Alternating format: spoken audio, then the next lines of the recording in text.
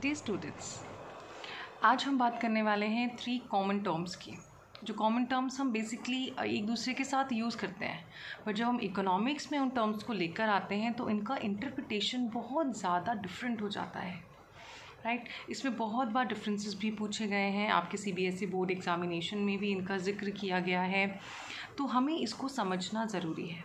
तो वो 3 टर्म्स क्या हैं? First, need, want and demand. अगर देखा जाए तो हम इसको इंग्लिश में तो सेम तरीके से यूज़ करते हैं कि आई demand this, I want this, I need this, right. But जब हम इकोनॉमिक्स में इसको स्टडी करते हैं, बिकॉज इकोनॉमिक्स में हम एक थ्योरी को स्टडी कर रहे हैं, हम उसके ऊपर थ्योरीज़ भी बनाने वाले हैं, तो इन टर्म्स का डिफरेंस समझना हमारे लिए बहुत ज़रूरी है। तो सबसे पहले टर्म पे आते हैं नीड। नीड का मतलब क्या होता है? Necessities. I need certain things. So need in economics refers to all those necessities जो required है एक ह्यूमन बीइंग को अपनी लाइफ को अच्छी तरीके से जीने के लिए। तो हमारे लिए नेसेसिटीज़ क्या हैं? रोटी, कपड़ा और मकान।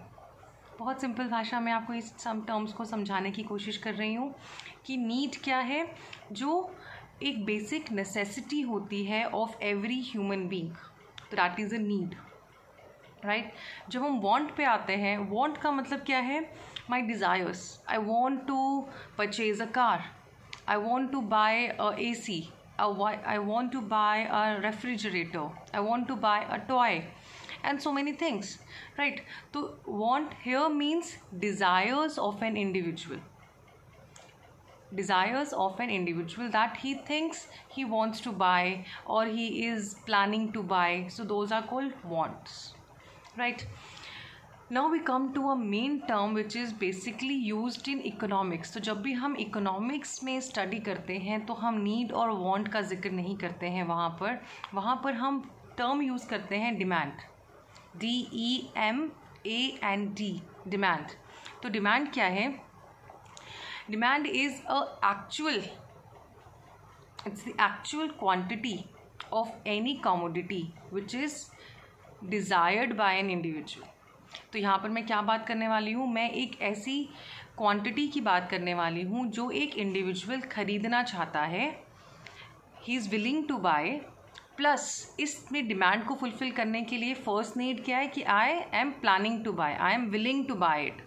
Second important aspect of demand is that I should have the purchasing ability to buy it. मतलब want में मैं सिर्फ डिज़ायर्स कर रही थी, I may be desiring that I want to buy a Mercedes, but उसको खरीदने के लिए पैसा नहीं है।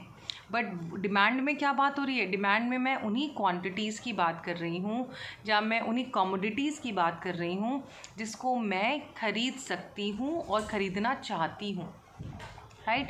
तो इसमें 2 पर्सपेक्टिव्स बहुत इम्पॉर्टेंट हैं। So demand is talking about all those commodities which a consumer is planning to buy, is willing to buy and he has the ability to buy it. अगर मेरे पास किसी चीज़ को ख़रीदने की एबिलिटी नहीं है और मैं कह रही हूँ कि मुझे वो चीज़ ख़रीदनी है, तो that is not a demand, that is a want, ठीक है। इसको एक एग्जाम्पल के साथ लेते हैं। सपोजिंगली मैं एक शॉपकीपर के पास जा रही हूँ और मैं उसे कह रही हूँ कि भैया मुझे आप 2 चिप्स के पैकेट दे दीजिए।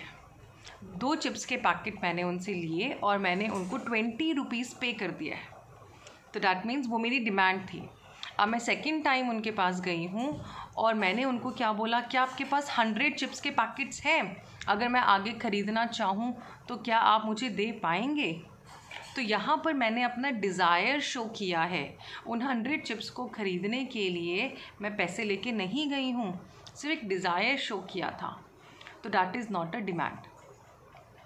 क्लियर है? तो डिमांड मीन्स आप किसी चीज़ को ख़रीदना चाहते हैं और उसको ख़रीदने के लिए you should have a purchasing power. Purchasing power मतलब आपकी पॉकेट में उतना पैसा होना चाहिए। अब ये डिमांड इकोनॉमिक्स में क्यों आया? क्योंकि हम अपनी इकोनॉमी को स्टडी करने की कोशिश कर रहे हैं, तो इसलिए हम एक्चुअल क्वांटिटीज़ को लेना चाहते हैं ताकि हम उसको एक्चुअल सप्लाई के साथ मैच कर पाएँ, राइट। तो this is the difference between a need, a want and a demand.